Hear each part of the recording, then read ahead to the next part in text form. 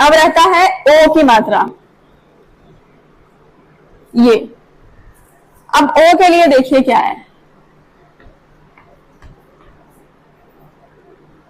ओ के लिए सिर्फ वाओ,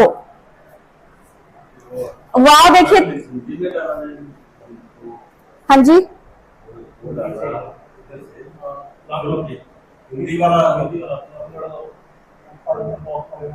पंजाबी में ओ के लिए क्या होगा? हाँ,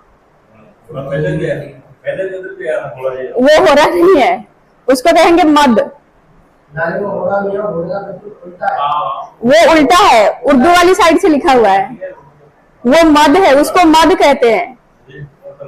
हाँ, अब देखिए ओ के लिए क्या आ गया? वाव आ गया। एक चीज आप लोग ध्यान से देखिएगा कि जो वाव है ना, वाव अपना बड़ी ऊ के लिए है, उसके ऊपर क्या बदलाव है कि वाव के ऊपर उल्टा पेश है, लेकिन ओ के लिए क्या है? सिर्फ और सिर्फ वाव है।